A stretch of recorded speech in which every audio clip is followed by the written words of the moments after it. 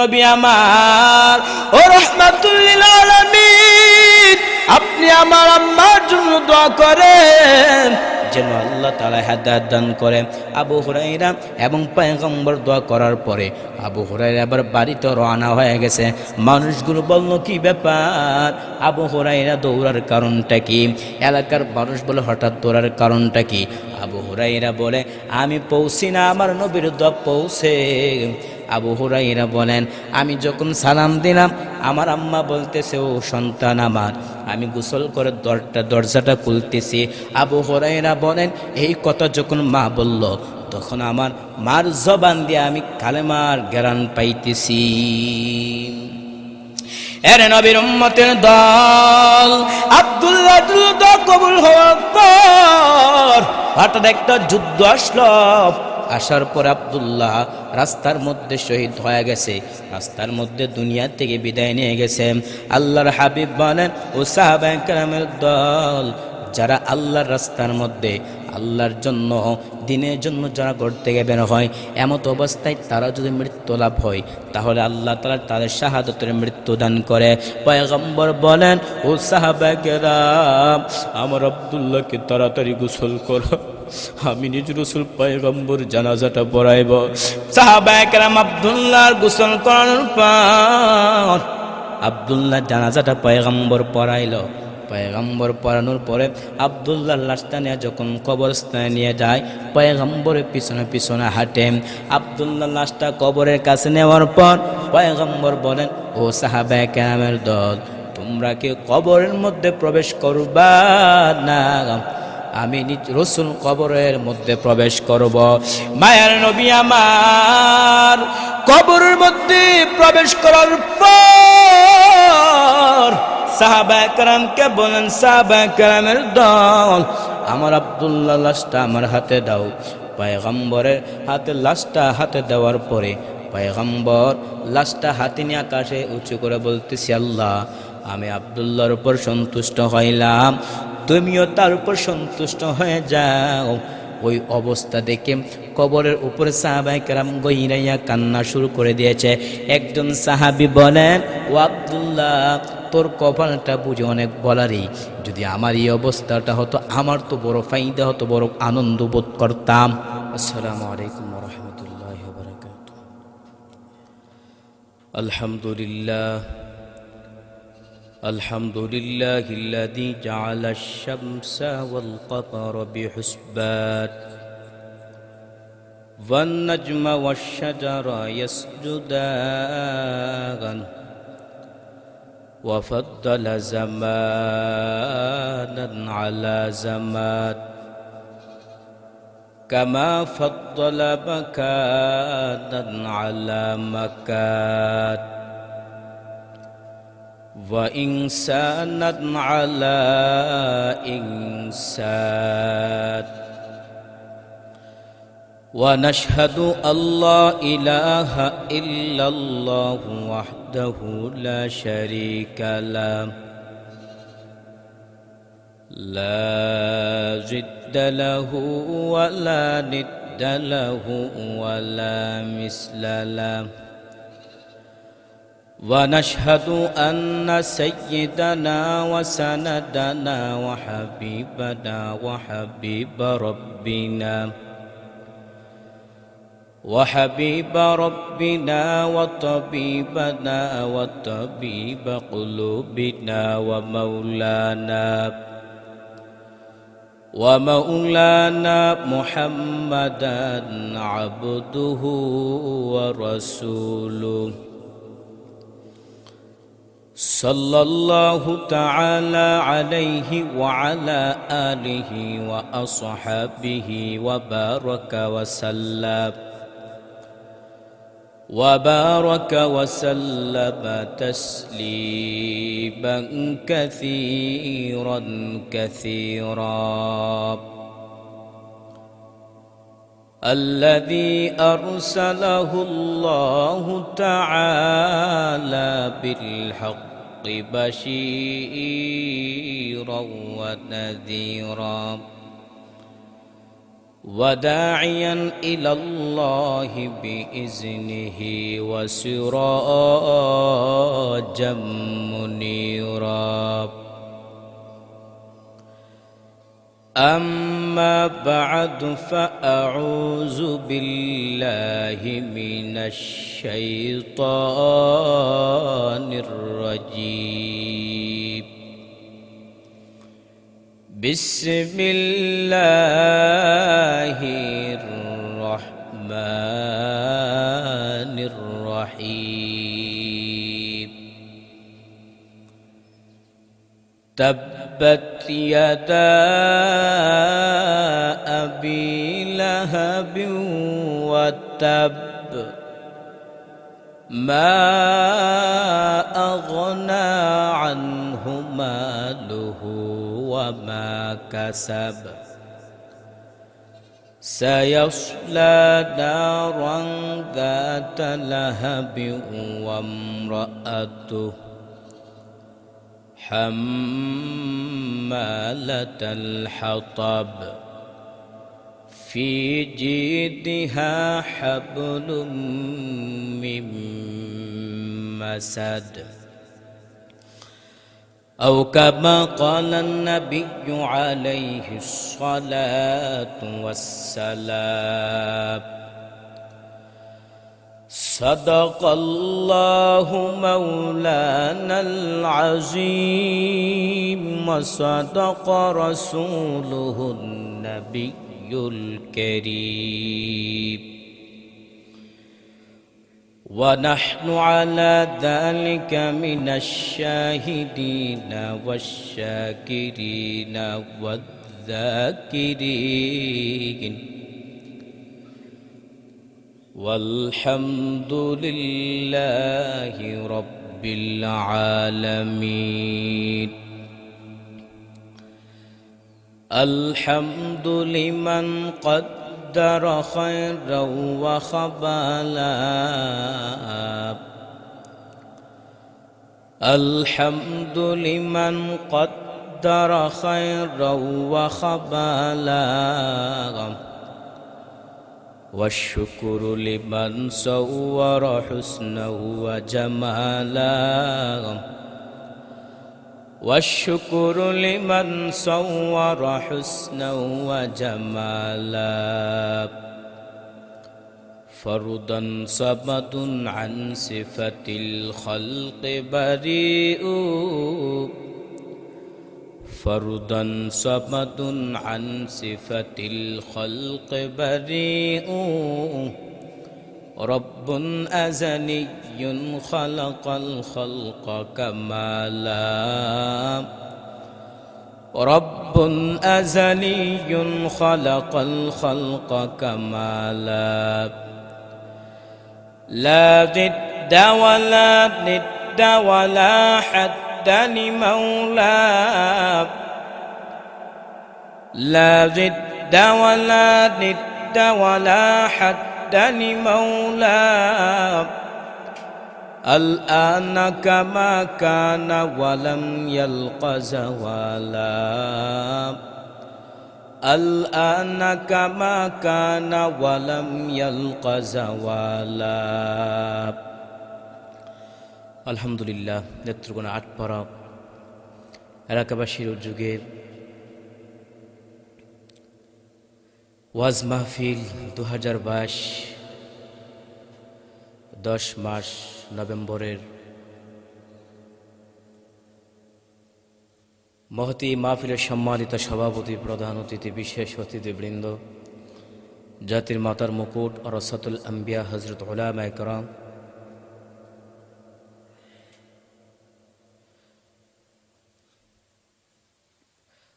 মহতী মাহফিলের সম্মানিত সভাপতি, প্রধান অতিথি, বিশেষ অতিথিবৃন্দ, জাতির মাতার মুকুট ওরাসাতুল আম্বিয়া হযরত উলামায়ে কেরাম, দূর দূরান্ত থেকে আল্লাহ পাকের আশিকিন, জাকিরিন, শাকিরিন, মুহিব্বিন, মুরব্বিন আজম, আমার সমবয়সী কলিজার টুকরা যুবক বন্ধুহেন স্নেহের ছোট ভাই, পর্দার অন্তরালে শ্রদ্ধেয় সম্মানিত মা ও বোনেরা, দয়াময় আল্লাহ রব্বুল আলামিন অসংখ্য শুকর ও সুজুদ যে আল্লাহ রব্বুল আলামিন বড় মায়া করে, ইহসান অনুগ্রহ করে দিনের একটি বড় মজমা, দিনের মুজাকারায়, দিনের আলোচনায় কিছু কথা শোনার এবং তৌফিক দান করেছেন। এই জন্য আল্লাহ পাকের পক্ষ থেকে বড় একটা এহসান। ইনশাআল্লাহ সবাই আমরা শুরু থেকে শেষ পর্যন্ত বসবো। আমি তো যেহেতু নতুন মানুষ, আপনাদের নেত্রকোনা নতুন এসেছি, অতএব আমিও যুবক, ইনশাআল্লাহ আপনারা যুবক, ওয়াজও হবে যুবকের মতনই, দারুণ ওয়াজ হবে। যাই হোক, যে আয়াত পবিত্র কুরআনুল কারীম থেকে ছোট্ট একটি আয়াত এবং মহানবী শ্রেষ্ঠ নবীর হায়াত নবীর জিন্দা নবীর অসংখ্য গণিত আমি বাণী থেকে হাদিস পাঠ করেছি। আয়াত এবং হাদিসকে সামনে রেখে অল্প কিছুক্ষণ আলোচনা করব। আমি যে সূরা পাঠ করছি এই সূরাটা অনেকেই জানেন, সূরা লাহাব। তো সূরা লাহাব কেন নাজিল হলেন, কারণ কি? তবে এর আগে আরেকটা বিষয় জেনে রাখি। প্রত্যেকটা সূরা, প্রত্যেকটা আয়াত, যে কোনো আয়াত, যে কোনো নাজিল হওয়ার এক একটা প্রেক্ষাপট, এক একটা কারণ থাকে। সাহাবায়ে কেরাম কোথায় গিয়েছে, নাপাক হয়ে গেছে, পবিত্র করবে কোন দিক দিয়ে? মাটি দিয়ে। পানি পাচ্ছে না, মাটি আছে, তো কিভাবে তারা পবিত্র অর্জন করবে? তখনই কিন্তু তায়াম্মুমে মাসআলা এসেছে। সাহাবায়ে কেরামের যাকাত সম্পর্কে কোরআনের বিধান, যাকাত আদায় করতে হবে। তো কতটুক যাকাত আদায় করবে, কতটুক সম্পদ থাকলে যাকাত আদায় করতে হবে, তো হাদিসে নবীজি ব্যাখ্যা করে দিয়েছেন। এজন্য কোরআনের ব্যাখ্যাই হচ্ছে, যিনি ব্যাখ্যা দিয়েছেন স্বয়ং মুহাম্মদ রাসূলুল্লাহ সাল্লাল্লাহু আলাইহি সাল্লাম। এজন্য বলা যায় যে নবীজির একমাত্র মিশন ছিল কোরআনের ব্যাখ্যা দিয়ে যাওয়া। তো সূরা লাহাব কেন নাজিল হলেন? নবীজির চাচা আবু লাহাব, নবীজির আপন চাচা আবু লাহাব এবং তার যে দুই সন্তান উত এবং উতাইবা, ওই দুই ছেলেকে কেন্দ্র করে আল্লাহ সূরা লাহাবটা নাজিল করেছেন। আবু লাহাব নবীজির আপন চাচা। আল্লাহ আবু লাহাবকে কয়েকটা নিয়ামত দিয়েছে। এক নম্বর নিয়ামত হচ্ছে আল্লাহ আবু লাহাবকে সৌন্দর্য একটু বেশি দিয়েছিল। এজন্য আবন শব্দ হচ্ছে আব্বা, লাহাবন শব্দের অর্থ হচ্ছে অগ্নিশিখা।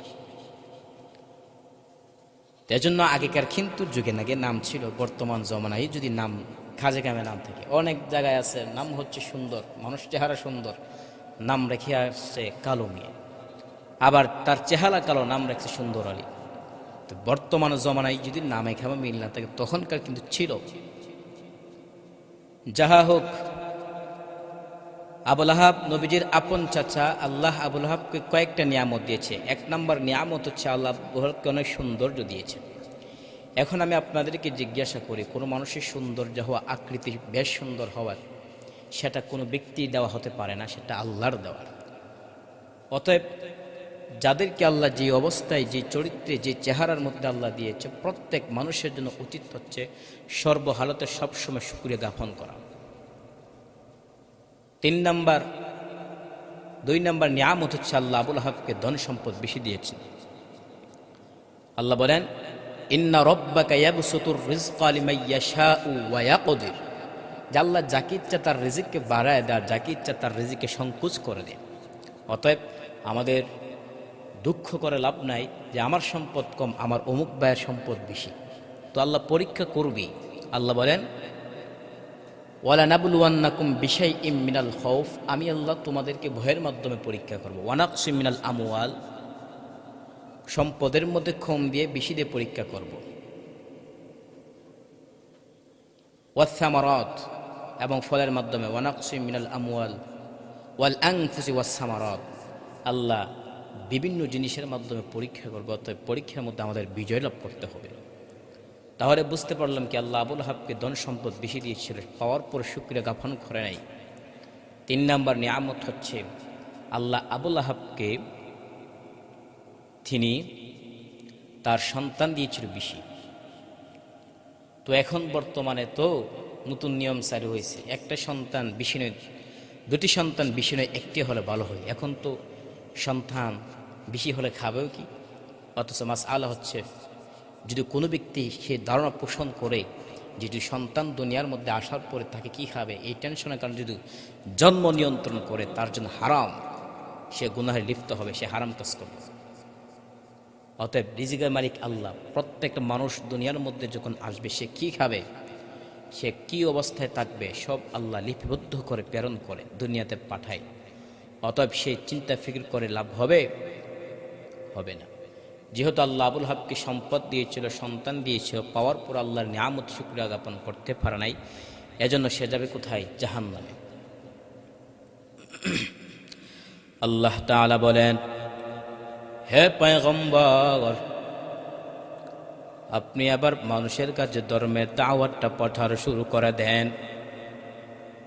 আপনি আবার মানুষের কাছে প্রচার করেন, লা ইলাহা ইল্লাল্লাহু মুহাম্মাদুর রাসূলুল্লাহ। আল্লাহ তাআলা হাবিবকে বলে, হাবিব আমার, আপনি মানুষের মাঝে ধর্মের দাওয়াতটা দেন, মানুষগুলোকে আপনি ধর্মের দিকে আহ্বান করেন। আমি আল্লাহ এক, আমার সাথে কোনো শরীক নাই।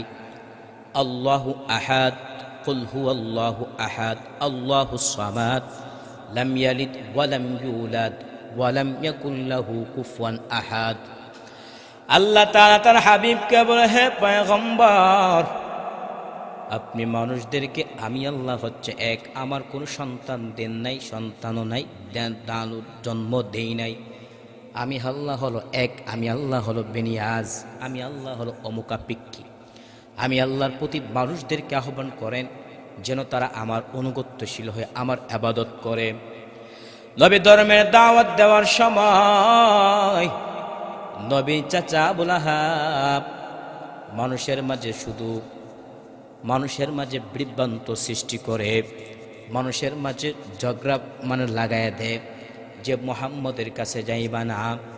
শুধু তাই না, নবীর চাচা আবু লাহাবের স্ত্রী উম্মে জামিলা সেও প্রচার শুরু করে, মায়ের নবী আমার, আল্লাহকে বলে, আল্লাহ যদি আমার আপন লোক যদি এই প্রচার করে, আমি ধর্মের দাওয়াত দিব কেমনে? আল্লাহ তাআলা বলেন, ও জিবরাইল, আমার হাবিবকে জানা দেন, হে পয়গম্বর, কোনো চিন্তা করবেন না, যেই মানুষগুলো আপনার বিরুদ্ধাচরণ করবে ওই মানুষগুলোর মন আমি আল্লাহ পরিবর্তন করে দিব। মায়ের নবী আমার, এক পাহাড়ের মধ্যে আবু লাহাব এবং এলাকার মানুষদেরকে লইয়া যাওয়ার পর মায়ের নবী বলে, চাচা আপনি এক আল্লাহকে বিশ্বাস স্থাপন করেন, আপনি এক আল্লাহকে মানেন। যদি আপনি এক আল্লাহকে মানতে পারেন, আপনার জীবনটা সফলতা চলে আসবে। আবু লাহাব বলেন, ও মুহাম্মদ, তুমি কি আমাদেরকে এই জন্য একত্রিত করেছো তোমার দুটা হাত ধ্বংস হোক? আল্লাহ তাআলা বলেন, ও জিবরাইল, আমার হাবিবকে জানা দেন, হে পয়গম্বর, আবু লাহাব সে আপনার জন্য বদদুয়া করে নাই, স্বয়ং আল্লাহর কষ্ট লেগেছে। আল্লাহ তাআলা সাথে সাথে আবু লাহাবের বিরুদ্ধে কোরআনের আয়াত নাজিল হলো, তাব্বাত ইয়াদা আবি লাহাবি ওয়া তাব। আবু লাহাবের দুইটা হাত ধ্বংস হোক। মা আগনা আনহু মালুহু ওয়া মা কাসাব। আবু লাহাব যেই সম্পদ উপার্জন করেছে ওই সম্পদ কোনো কাজে আসে নাই। সায়াসলা নারান যাতা লাহাবিন ওয়া ইমরাআতু। অচিরে আবু লাহাব এবং তার স্ত্রী উম্মে জামিলা সেও যাবে জাহান্নামে। এখন প্রশ্ন হতে পারে, আবু লাহাব পয়গম্বরের বিরুদ্ধে আচরণ করতেছে, কিন্তু মহিলার কি দোষ? মহিলা কি করে? সায়াসলা নারান যাতা লাহাবিন ওয়া ইমরাআতু। আল্লাহ বলেন, অচিরেই উম্মে জামিলা সেও জাহান্নামে প্রবেশ করবে। তার কারণটা কি? হাম্মালাতাল হাতাব। সে কি করে? হাম্মালাতুল হাতাব। হাতাবুর শব্দের তো মুফাসসির کرام দুইটা ব্যাখ্যা করেছে। এক নম্বরে লাকড়ি বহন করেনওয়ালি, দুই নম্বরে চুগলখড়ি করা। ওই আবু লাহাবের স্ত্রী উম্মে জামিলা মানুষদেরকে বলে, মানুষ, আমার বাতিজা মুহাম্মদ একজন কবি, আমার বাতিজা মুহাম্মদ একজন পাগল, তোমরা তার কাছে যাইবা না। এলাকার মানুষ বলল, আবু লাহাবের স্ত্রী উম্মে জামিলা সে হল একজন নেত্রী, সে তো মিথ্যা কথা বলতে পারে না, সেই এলো একজন অবশ্যই পাগল। এলাকার মানুষ পাগল দেখার জন্য খানায় কাবার দিকে রওনা হচ্ছে। আর ওইদিকে আবু বকর পয়গম্বর কোরআন তেলাওয়াত করতেছে। পয়গম্বরের জবানে কোরআন তেলাওয়াতের বরকতে পুরা খানায় কাবাটা একদম আলোকিত হয়ে গেল। এলাকার মানুষ বলে, না না, নবী মুহাম্মদ কষ্টিন কালো পাগল হতে পারে না। এত সুন্দর কোরআন তেলাওয়াত, এত মধুর কোরআন তেলাওয়াত আমরা জীবনে শুনি নাই। উনি যে আল্লাহর পয়গম্বর, কোনো সন্দেহ নাই। মায়ার নবী আমার ওই মানুষগুলোদেরকে মুসলমান বানিয়েছে। যেই মাত্র আয়াত নাজিল হয়েছে, আবু লাহাবের স্ত্রী উম্মে জামিলা সে যাবে জাহান্নামে। ওই আবু লাহাবের স্ত্রী উম্মে জামিলা নবী মুহাম্মদের উপর খেইফা রাগান্বিত হয়া নবীর উপর আক্রমণ করার জন্য খানায় কাবার মধ্যে যা, আর পয়গম্বর কোরআন তেলাওয়াত করে পাশে আবু বকর বৈশা শুনতেছে। আবু লাহাবের স্ত্রী উম্মে জামিলা মানুষ তিনি কেবল আবু বকরকে বলে, ও আবু বকর, তোমার সাথে মুহাম্মদ কই কোথায় পালায় গেছে নাকি? আমাকে একটু জানা দেন। আবু বকর বলে, রে উম্মে জামিলা। আবু বকর মনে মনে বলে, আমি পয়গম্বরের সামনে হাজির, আমি পয়গম্বরের জবান থেকে কোরআন তেলাওয়াত শুনি। মায়ার নবী কোরআন তেলাওয়াত করতেছে, আমি আবু বকর সচ্চক্ষে সকালে শুনতেছি। কিন্তু তুমি যেহেতু দেখো না, তোমাকে বলা সম্ভব না। আবু বকর যখন কোরআন তেলাওয়াত শোনার পর এই অবস্থায় আবু লাহাবের স্ত্রী উম্মে জামিলা বলে, ও আবু বকর, তোমার সাথে মুহাম্মদ মনে হয় আমাকে বই পাইছে, পালায় গেছে। এই কথা বলার পরে তিনি যখন চলে যাওয়ার পরে আবু বকর বলে, পয়গম্বর, আপনি তো আপনি তো কোরআন তেলাওয়াত করতেছে, আপনার আবু লাহাবের স্ত্রী উম্মে জামিলা মানুষদের কাছে তো সে আপনার কাছে আসে আক্রমণ করার জন্য, কিন্তু সে তো আপনাকে পাই নাই, তার কারণটা কি? আবু বকর কে বলে, পয়গম্বর। পয়গম্বর বলে, আবু বকর, আমি যখন কোরআন তেলাওয়াত করি তখন আমি তাকায় দেখি আল্লাহর অসংখ্য ফেরেশতা আমাকে ঘিরে রয়েছে। আরে নবীর উম্মতের দল, আল্লাহ যার জন্য হয়ে যাবে আল্লাহ তার জন্য হয়ে যা। কোন ব্যক্তি যদি আল্লাহর জন্য পাগল হয়ে যান, আল্লাহ তার জন্য পাগল হয়ে যান। এই জন্য বলা আছে, মানলাহুল মাওলা ফালাহুল কুল, যার জন্য আল্লাহ হবে তার তো সব হয়ে যাবে, হবে না? ইতিহাস দ্বারা প্রমাণিত। এর নবীর উম্মতের দল, আমি যখন ব্রাহ্মণবাড়িয়া ভুবন ইসলামিয়া মাদ্রাসার মধ্যে পড়ালেখা করতাম, ভুবন ইসলামিয়া মাদ্রাসার মধ্যে যখন আমি হেদায়েতুন্নাহ পড়ি, ওই কালো বীরগর মধ্যে একটা সুন্দর একটা ঘটনা রয়েছে। এরে বান্দা, যদি কোনো ব্যক্তির জন্য আল্লাহ হয় তার সব পাওয়া যা। আমি যখন ভুবন ইসলামিয়া মাদ্রাসার মধ্যে পড়ালেখা করি, আমার একজন উস্তাদ আমাকে কালোভি নামক কিতাবটা পড়াইতো। ওই কিতাবের মধ্যে একটা ঘটনা উল্লেখ রয়েছে। বাদশাহ হারুনুর রশিদ একবার তার সকল প্রজাদেরকে বলল, আজকে তোমরা যা ধরবে সেটা তোমাদের জন্য হয়ে যাবে। একজন মহিলা সবাই তার যার যার মতো সব কিছু নিতেছে, সব কিছু করতেছে, কিন্তু একজন মহিলা নিচ্ছে না। বাদশাহ হারুনুর রশিদ বলেন, কি ব্যাপার, তুমি না নেওয়ার কারণটা কি? ওই মহিলা বলে, বাদশাহ, আমি এমন একজনকে ধরেছি। বাদশাহ বলে, তোমার হাতে কিচ্ছু নাই, তোমার হাতে তো আমি কিচ্ছু দেখতেছি না, তুমি কাকে ধরলা? ওই মহিলা বলে, বাদশাহ, আমি আপনাকে ধরে ফেললাম। এর নবীর উম্মতের দল, কোন ব্যক্তি যদি আল্লাহকে পাওয়ার চেষ্টা করে, সামান্য অংশ বাদ দিয়া যদি আল্লাহকে পাওয়ার চেষ্টা করে, আল্লাহকে অবশ্যই সব পাওয়া যায়। আল্লাহর বিশ্বাস পাইলে সব কিছু পাওয়া সম্ভব। একটা মহিলার কত একটা বুদ্ধি। আরে নবীর উম্মতের দল, নবীজি আবু বকরকে বলে, আবু বকর, তুমি কি জানো না, আমি যখন কোরআন তেলাওয়াত করি আমি তখন তাকা দেখি অসংখ্য ফেরেশতা আমি পয়গম্বরকে ঘিরে রয়েছে। এর নবীর উম্মতের দল, এই আয়াত নাজিল হওয়ার পর আবু লাহাব যাবে জাহান্নামে, তার সন্তানরাও তার স্ত্রী যাবে জাহান্নামে।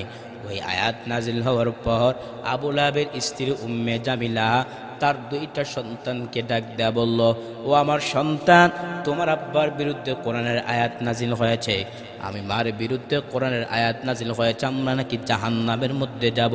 ও সন্তান, আমরা তোমাকে যে তার কাছে যার মেয়েকে বিবাহ করাইছি, তুমি মেয়েকে তালাক দিবা আর বলবা তোমার আল্লাহ টাল্লাহ আমরা মানি না। যদি তুমি এই কাজটা করো তাহলে তো বালা, আর যদি তুমি এই কাজটা না করো তাহলে তুমি সফলতা আসবে না, আমাদের ধন সম্পদ তোমাকে কিচ্ছু দেওয়া হবে না। বাবাও যেমন জাহেল, সন্তানরা বড় একটা জাহেল।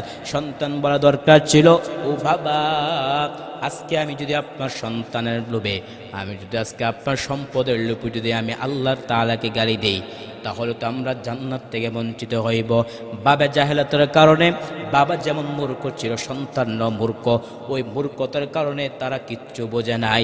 ওই দুইটা সন্তান পয়গম্বরের সামনে গিয়া বলল, পয়গম্বর, আমরা তোমার আল্লাহ টাল্লাহ আমরা মানি না, আমরা তোমার দুইটা মেয়েকে তালাক দিলাম।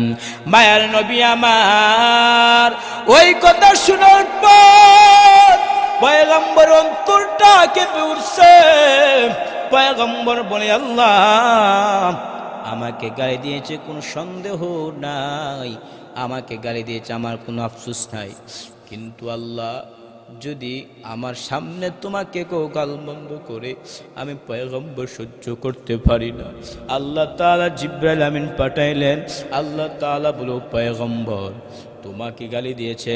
আল্লাহ তাআলা বলেন, ও পয়গম্বর, আমি আল্লাহ তো আপনাকে দুনিয়াত প্রেরণ করেছি, আপনি তো আমার হাবিব, আপনি তো আমার বড় মাশুক, আপনাকে যদি কেউ গালি দেন আমি আল্লাহর সহ্য হয় না, বড় কষ্ট হয়।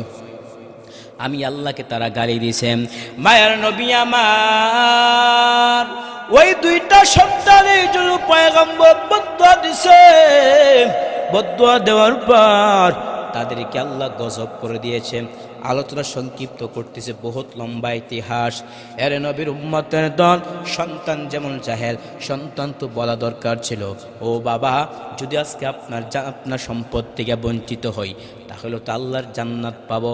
এর নবীর উম্মতের দল, কত সাহাবায়ে কেরাম তো নবীর জন্য জীবনটা দিছে। নবীর জন্য জীবনটা কেমন দিছে ইতিহাস শুনেন। নবীর একজন সাহাবী নাম হচ্ছে আব্দুল্লাহ।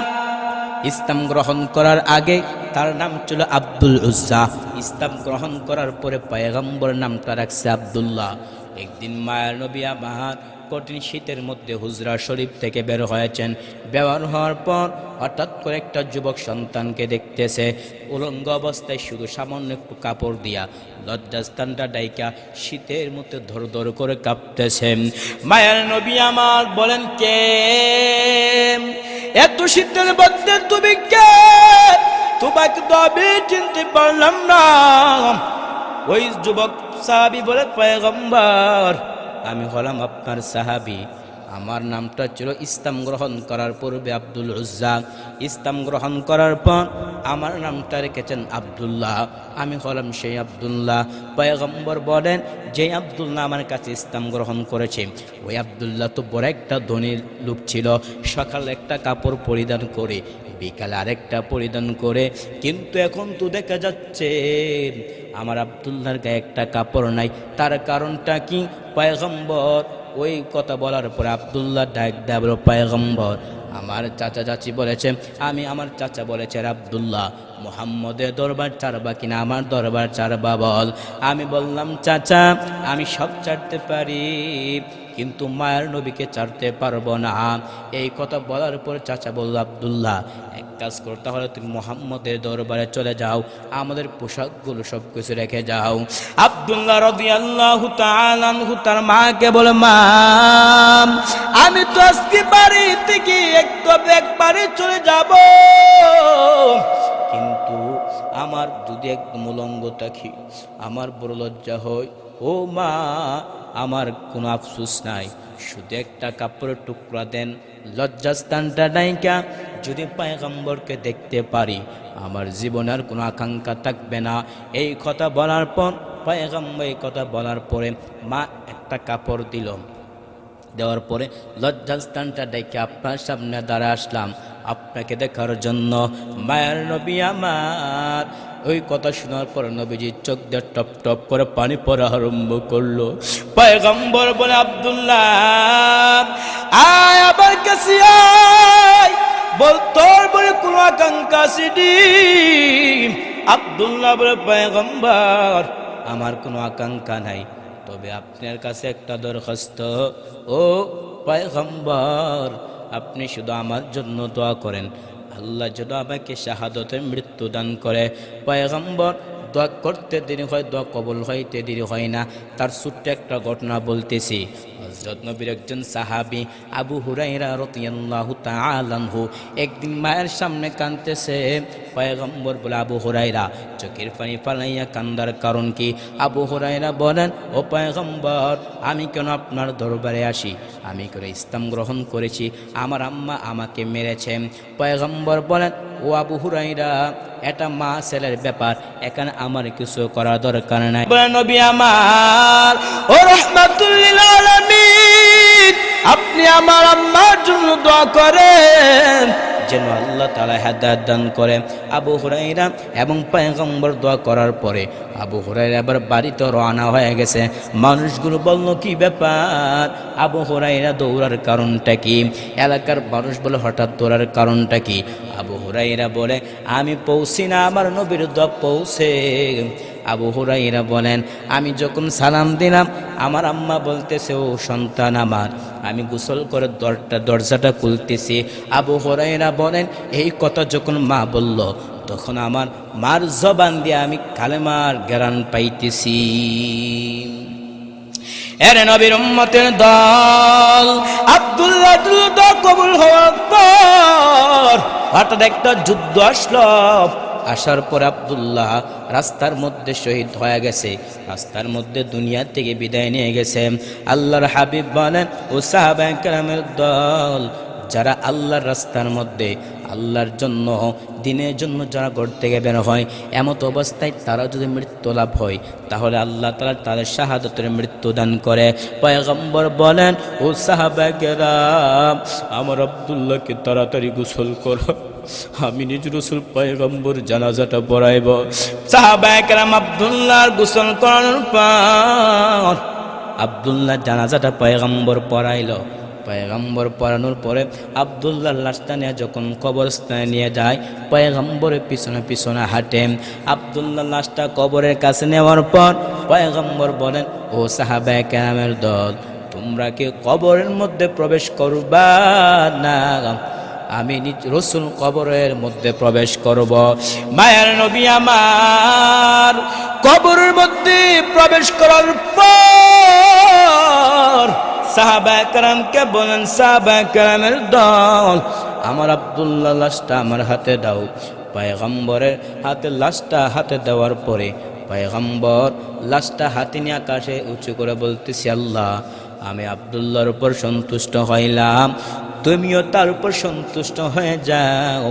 ওই অবস্থা দেখে কবরের উপরে সাহাবায়ে কেরাম গহিরাইয়া কান্না শুরু করে দিয়েছে। একজন সাহাবী বলেন, ও আব্দুল্লাহ, তোর কপালটা বুঝে অনেক বলারই, যদি আমার এই অবস্থাটা হতো, আমার তো বড় ফায়দা হতো, বড় আনন্দ বোধ করতাম।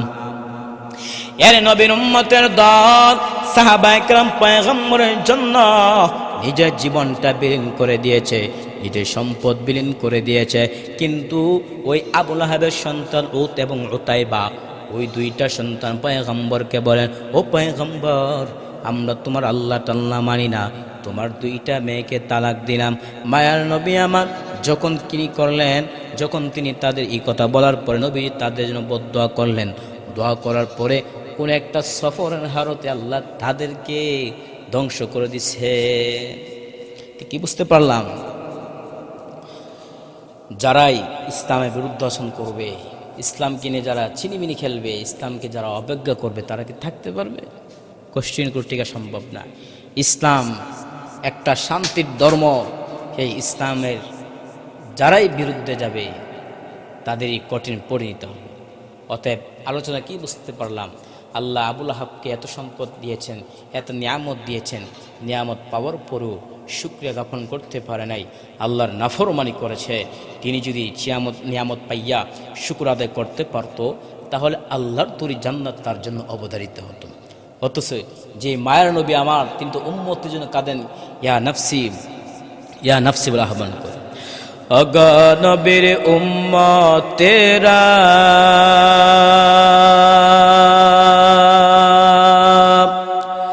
হয়ে আজি দিশাহারা,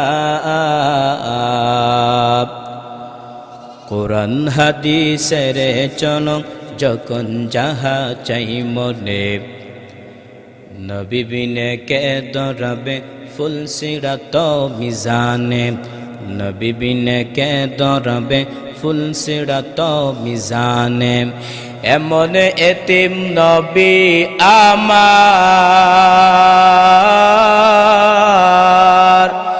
পিতা মাতা নাই যে তাহার,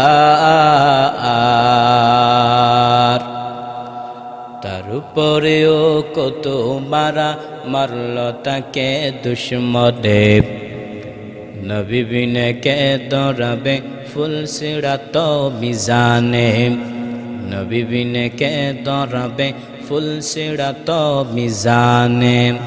নবী আমার জীবন ভরে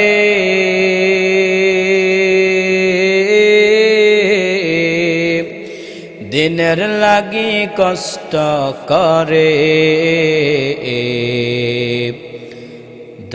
দান শহীদ করিল, দান শহীদ করিল উহুদের ওই ময়দানে, নবী বিনে কে দরাবে ফুল সিরাত মিজানে, নবী বিনে কে দরাবে ফুল সিরাত মিজানে।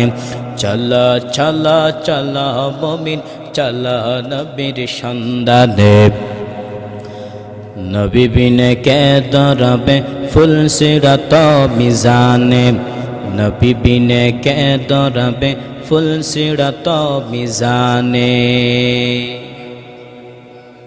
যেই নবী তো এত পাগল, যে নবী উম্মতের জন্য শুধু ইয়া নাফসি, সবাই যখন ইয়া নাফসি বলে আমন্ত্রণ করবে, মুখে বারবার করবে, কিন্তু আমার হাবিব আমার নবী তখন উম্মাতি বলে আহ্বান করবে। অতএব সেই নবীর আদর্শ মানতে হবে।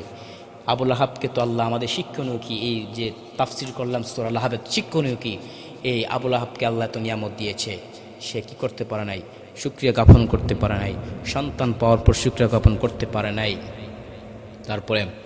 তারপরে সম্পদ পাওয়ার পরে, সৌন্দর্য পাওয়ার পরে, সন্তান পাওয়ার পরে কোন কিছু পাওয়ার নিয়ত করতে পারে নাই, ইসলামের বিরুদ্ধাচরণ করেছে। অতএব আল্লাহ তাআলা আমাকে এবং আপনাদেরকে যাদেরকে নিয়ামত দিয়েছে আমরাই শুকর আদায় করতে পারি। আল্লাহ অবশ্যই আমাদেরকে তৌফিক দিবে, আল্লাহ অবশ্যই আমাদেরকে উত্তম যা প্রতিদান করবে। আল্লাহ পাক আমাকে এবং আপনাদেরকে যেন ওলামায়ে কেরামের কথা শুনে, দিনের আলোচনা শুনে সবাইকে আমল করে নাজাতের উসিলা হিসেবে কবুল করুক। আমি আমার সংক্ষিপ্ত আলোচনা শেষ করলাম। ওয়া আখিরু দাওয়ানা আলহামদুলিল্লাহি রাব্বিল আলামিন। আসসালামু আলাইকুম ওয়া রাহমাতুল্লাহ।